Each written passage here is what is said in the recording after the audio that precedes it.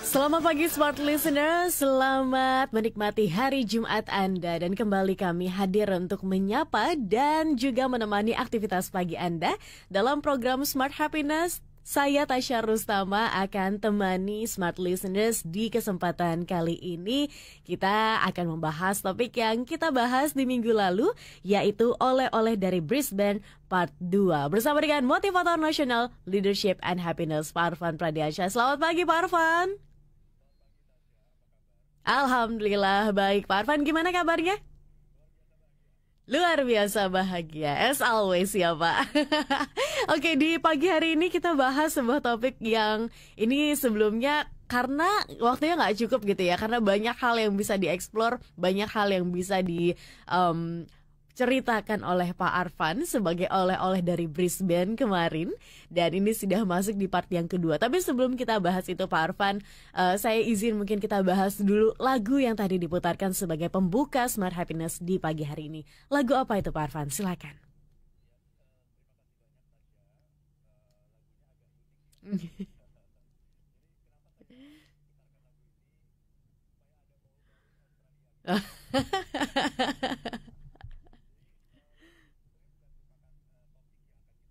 Mhm.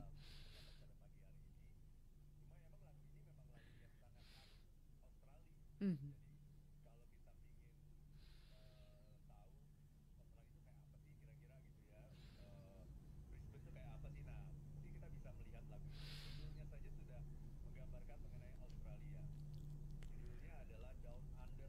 Mhm.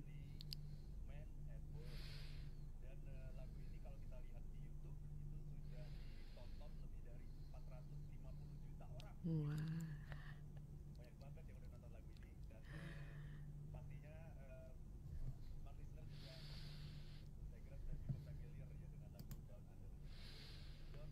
Sebetulnya adalah Australia gitu. Hmm.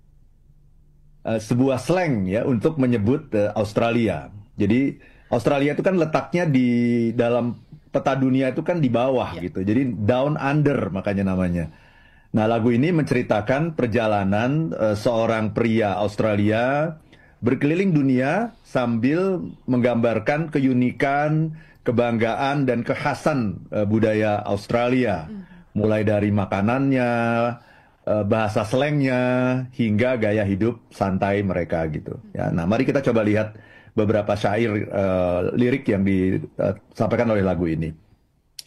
Traveling in a fried out kombi, bepergian dengan mobil kombi tua yang kepanasan.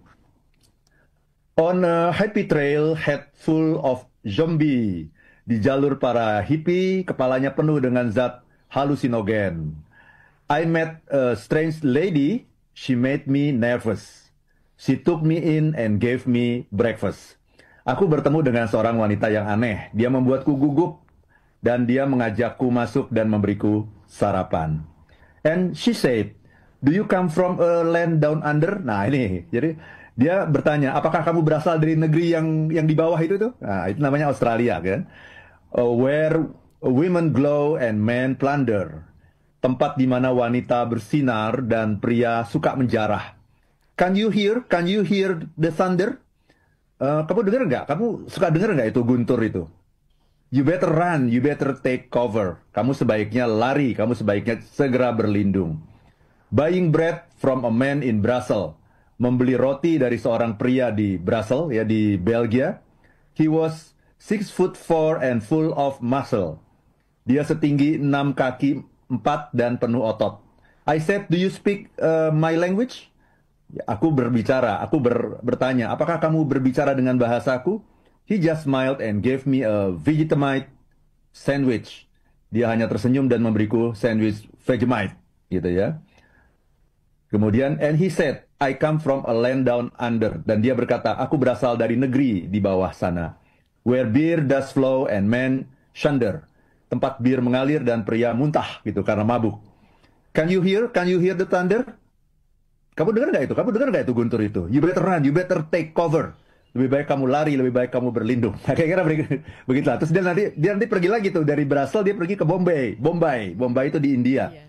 Ya, kemudian dia bilang tadi live in a den in Bombay with a slack jaw and not much to say. I said to a man, "Are you trying to tempt me? Because I come from the land of plenty." Apakah kamu berusaha untuk menggoda saya? Karena aku berasal dari negeri yang berlimpah. Di mana itu? Ya, oh, you come from a land down under? Apakah kamu berasal dari negeri yang di bawah itu? Kira-kira itu. Itulah yang namanya Australia. Jadi ini lagu petualangan yang ingin memperkenalkan Australia kepada dunia gitu. Kira-kira begitu, Tasya. Oke, lagunya bercerita ya Pak Arfan ya. Dan di pagi hari ini kita juga menantikan nih cerita Pak Arfan oleh-olehnya dari Brisbane sana begitu. Tapi sebelum kita lanjutkan Pak Arfan, kita jeda dulu sejenak. Mungkin izin begitu ya di sesi kedua nanti saya mau review sedikit sebenarnya acara apa sih yang diikuti oleh Pak Arfan, karena walaupun ini sudah part yang kedua, tapi mungkin ada smart listeners yang baru bergabung atau kita main kembali sedikit sebenarnya pembahasan seperti apa yang kita lakukan di minggu lalu. Izin ya Pak Arfan, kita jeda dulu sejenak. Smart Listeners tetap bersama kami dalam program Smart Happiness. Kami undang Anda 0812 11 12 959. Kami akan kembali. Kembali Anda ikuti Smart Happiness bersama Arfan Pradiansa. Smart Listeners, Anda masih bersama kami dan topik mengenai oleh-oleh dari Brisbane Part 2 masih akan kami bahas. Di kesempatan kali ini kita akan dengarkan ya cerita perjalanan Pak Arfan setelah pulang dari Brisbane, Australia, yang kalau saya browsing gitu ya Pak Arfan ya, ini terkenal dengan kota sungai ya. Katanya banyak sungai di sana, benar Pak Arfan? Iya benar, dan sungainya itu saya tanya kan namanya apa kan, kalau kita pergi ke apa namanya Prancis ya, Paris itu sungainya kan namanya sungai Seine. Kalau di Jerman namanya sungai Rhine gitu ya. Kalau di Melbourne itu Yarra gitu ya. Kalau di Brisbane apa? Ya sungai Brisbane gitu. Alias nggak ada namanya gitu. Jadi Brisbane River. Baik, Pak Arfan, di sesi ini kita mau review lagi, mungkin mengingat yang minggu lalu. Sedikit saja disinggung, mungkin ada smart listeners yang baru bergabung. Acara apa sih yang ditanya Pak Arfan? Atau mau merimain lagi nih smart listeners di minggu kemarin yang sudah mendengarkan. Silakan Pak Arfan. Terima kasih banyak Tasya. Ini menjadi perbincangan yang sangat menarik buat kita ya. Karena dengan talkshow kita pada pagi hari ini, kita jadi bisa belajar dari banyak negara ya, dari banyak orang. Dan apa yang sebetulnya sedang terjadi di dunia ini yang terkait dengan happiness and well-being begitu.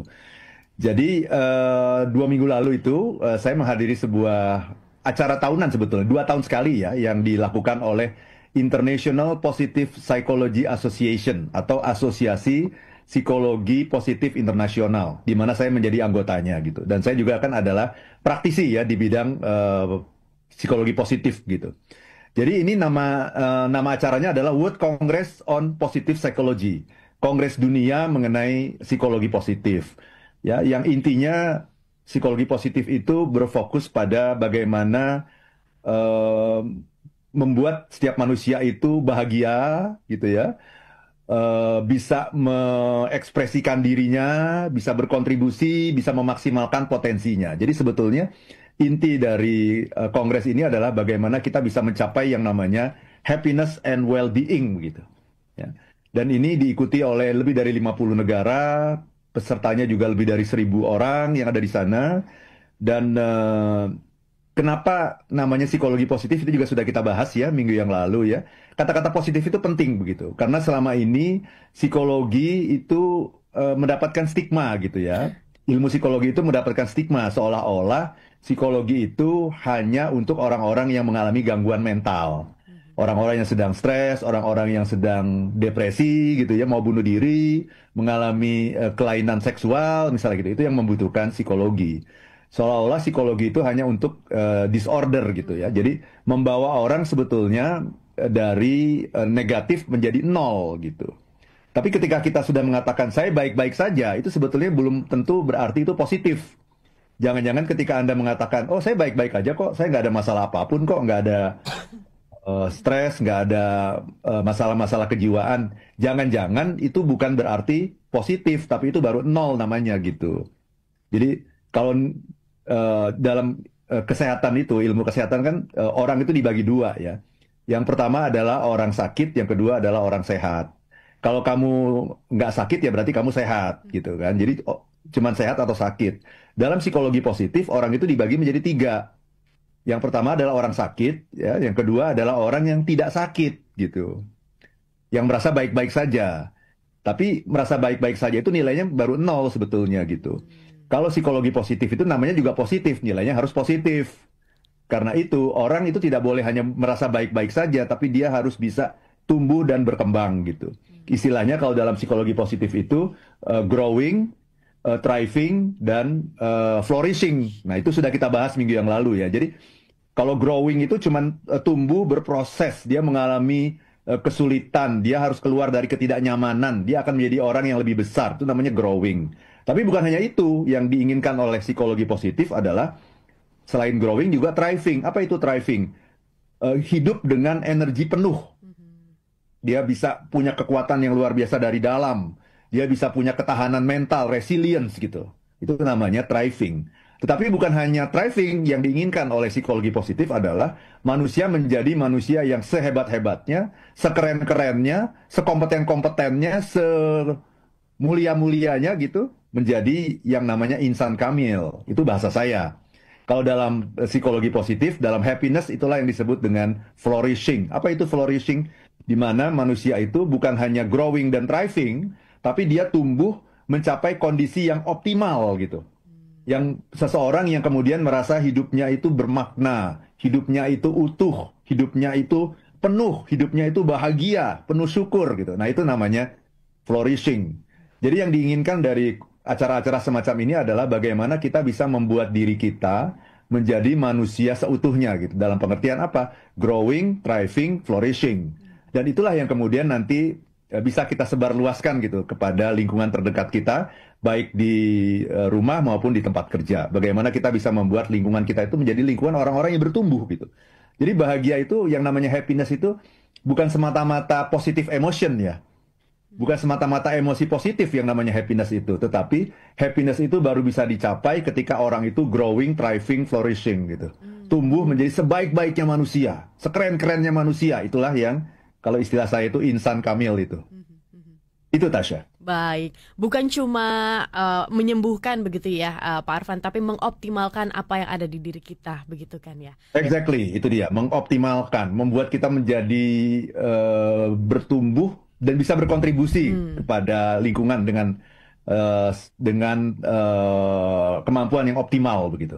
Baik, Pak Arfan, mungkin boleh nggak diceritakan ada satu topik kah yang benar-benar berkesan begitu yang bisa dibagikan di sesi ini, Pak Arfan? Dan gimana itu berjalan topiknya? Silakan Pak Arfan. Ya, ada banyak topik sih sebenarnya yang saya bagikan gitu ya.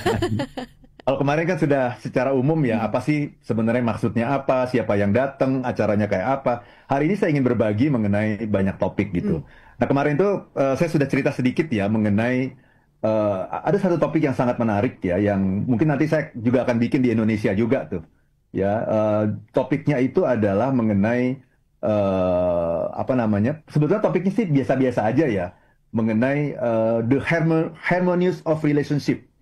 Bagaimana kita membangun relationship itu yang harmonis gitu. Tapi yang menarik dari pertemuan saya di Melbourne itu, di Brisbane itu adalah karena ini workshopnya dikondak dalam bentuk musical movement. Jadi a workshop in 3 musical movement. Jadi pakai main piano gitu. Jadi apa namanya, pembawa materinya namanya James. James itu adalah ketua IPPA atau International Positive Psychology Association ya, yang sekarang sudah berakhir ya ke pengurusannya. Dia membawakan topik ini. Dia menceritakan mengenai situasi dalam sebuah hubungan gitu, di mana yang namanya hubungan itu kan dimulai dari pasti baik-baik ya, ketika kita mulai membangun hubungan dengan orang, mulai berkenalan itu kan pasti baik-baik, mencari common ground ya, kemudian mulai membuka diri. Nah, kemudian semakin meningkatnya hubungan itu kan kemudian kalau ternyata lampu hijau ya, semuanya baik, tentunya hubungan kan akan ditingkatkan. Nah, ketika hubungan itu ditingkatkan kan kemudian sudah terjadi komunikasi yang lebih intensif gitu antara orang-orang yang membuka hubungan itu, dan kemudian sudah mulai terjadi yang namanya konflik gitu. Sudah mulai ada konflik, sudah mulai ada perselisihan paham, itu kan sesuatu yang sangat wajar ya. Nah, yang menarik ini dilukiskan dalam bentuk permainan piano gitu. Jadi ada 2 orang yang bermain piano, dan 2 orang itu adalah profesor dalam bidang musik ya di University of Queensland. Ya, jadi dia di University of Queensland itu ada Faculty of Music gitu. Dan di dalam Faculty of Music itu banyak dibahas hubungan antara psikologi positif, happiness and well-being dengan musik gitu. Karena hubungannya akan sangat erat sekali gitu. Jadi setiap satu topik misalnya, oke, ini adalah di mana kita mulai berkenalan, saling menjajaki, mulai membuka diri, mencari common ground, mencari kesamaan-kesamaan. Kemudian langsung dua orang profesor ini main musik, main piano gitu. Oh kayak gini situasinya. Jadi kita diminta untuk memejamkan mata gitu. Kemudian kita merasakan, oh iya ya, kalau lagi membuka hubungan tuh pasti semuanya baik-baik saja gitu. Gak ada orang yang membuka hubungan itu dengan marah-marah, dengan berantem, karena sangat tidak mungkin itu terjadi gitu. Jadi semuanya pasti baik-baik, mencari kesamaan, mencari keharmonisan gitu. Nah kemudian fase kedua, ketika hubungan sudah mulai menjadi lebih intens, mulai ada perbedaan pendapat, itu permainan pianonya udah semakin ini tuh, sudah semakin menghentak gitu ya. Lama-lama jadi ribut gitu. Ketika sudah menjadi pertengkaran yang hebat gitu, main pianonya juga jadi ribut sekali gitu, bising sekali gitu. Jadi kita bisa merasakan emosinya gitu. Jadi kita bukan hanya mendapatkan pemahaman secara knowledge gitu, tapi kita juga bisa merasakan emosinya. Oh ini ya, ketika orang itu udah berantem, tidak ada yang mau saling mendengarkan gitu. Semua maunya ngomong gitu. Jadi tidak ada jeda, semua pingin bicara, semua pingin didengarkan, tapi nggak ada yang mau mendengarkan gitu. Suasananya sangat bising. Kemudian kita merasa, dalam hati saya merasa, aduh, kayak gini ya rupanya ya yang namanya konflik gitu, yang pertikaian yang tidak produktif gitu, yang sangat mengganggu ketenangan batin gitu. Nah kemudian masuk fase berikutnya, mulai ada istilahnya itu rekonsiliasi, mulai ada pembicaraan, itu sudah mulai menurun lagi itu, sudah mulai lagu yang dimainkan juga lagu-lagunya lagu-lagu klasik ya, seperti lagu-lagu Mozart, Beethoven gitu-gitu ya. Tapi dipilih lagu-lagu yang bisa menggambarkan, oh ini ya suasana cooling down gitu ya. Suasana cooling down tuh lagunya kayak begini. Jadi kalau buat saya pembicaraan mengenai the psychology of harmonious relationship itu sesuatu yang biasa saja gitu, yang sudah banyak saya bahas sehari-hari, bahkan dengan klien juga gitu. Tetapi yang menarik dari workshop ini adalah permainan musiknya gitu, sehingga oh kita langsung bisa merasakan, oh ini ya yang namanya rekonsiliasi itu kayak gini gitu. Terus sampai akhirnya ada fase refleksi. Nah, dalam fase refleksi itu musiknya sangat tenang, sangat damai, sangat banyak kekosongan dalam musik itu, sehingga kita bisa merasakan, oh ini ya yang namanya refleksi. Terus kalau selesai permainan piano itu kan biasanya kita langsung tepuk ya, bener nggak? Selesai, wah tepuk gitu. Kemarin itu kita nggak boleh tepuk dulu gitu. Oke, dia udah ngomong dari awal gitu ya. Kalau nanti ini permainan pianonya selesai, jangan tepuk gitu ya. Terus ngapain? Tetap pejamkan mata, terus tetap rasakan keheningan gitu. Wah ternyata itu selama 3 menit kita merasakan keheningan itu. Ternyata luar biasa gitu rasanya. Oh ini ya, ini yang namanya savoring gitu. Savoring itu artinya apa? Savoring itu artinya menikmati gitu. Menikmati dengan cara dia merasakan, masuk, hanyut ke dalam keheningan gitu. Nah itulah lukisan dari yang namanya The Psychology of Harmonious Relationship in 3 Musical Movement, dalam 3 gerakan musik yang berbeda gitu. Dan itu memberikan inspirasi kepada saya bahwa nanti saya akan juga coba di Indonesia gitu. Ya kebetulan ada sahabat saya itu seorang pianis yang terkenal banget gitu, namanya Ananda Sukarlan. Nah nanti kita akan bikin nanti dengan Ananda itu, kita akan bikin workshop yang kayak gini, dan saya yakin banyak teman-teman di Indonesia yang pingin ikutan workshop yang seperti ini. Tunggu aja tanggal mainnya. Nah, gitu. Gak sabar ya, karena sesuatu yang informasi begitu ya Pak Arfan, dari yang saya pelajari, dicantolkan dengan emosi itu akan lebih melekat begitu kan. Bahkan Pak Arfan bisa menjelaskan dan juga menceritakan dengan runut, dengan kita jadi kebayang begitu ya smart listeners bagaimana vibes-nya di sana. Tapi Pak Arfan, dalam perjalanan Pak Arfan, namanya manusia kan bertumbuh begitu, mungkin apa yang kita pikirkan sebelumnya udah nggak relevan lagi kah sekarang, atau seperti apa? Karena kan zaman terus berubah dan ilmu pengetahuan bertumbuh. Hal-hal yang sebelumnya dikatakan bahwa yang benar tuh begini, tapi sekarang tuh belum tentu yang benar seperti itu begitu kan. Nah Pak Arfan, ketika perjalanan ke Brisbane, ada nggak hal-hal yang Pak Arfan rasa bahwa oh ya ini ternyata udah nggak relevan lagi nih Syah untuk diterapkan di zaman ini? Karena kan Pak Arfan juga bilang bahwa sekarang global tuh akan seperti apa, dan Pak Arfan melihat begitu kan di sana situasinya seperti apa. Mungkin adakah Pak Arfan hal-hal yang Pak Arfan temukan yang mungkin tidak relevan lagi atau akhirnya malah merubah begitu ya sudut pandang dari seorang Arfan Pradiansyah. Izin kita sambung di perbincangan selanjutnya. Kita jeda dulu ya Pak Arfan. Dan Smart Listeners tetap bersama kami dalam program Smart Happiness. Kami undang Anda sekali lagi 0812 11 12 959 atau mau bergabung di live chat YouTube channel Radio Smart FM, silakan. Kami tunggu atensi dari Anda. Kami akan tunggu sampai dengan jam 8 kurang nanti. Tetap bersama kami.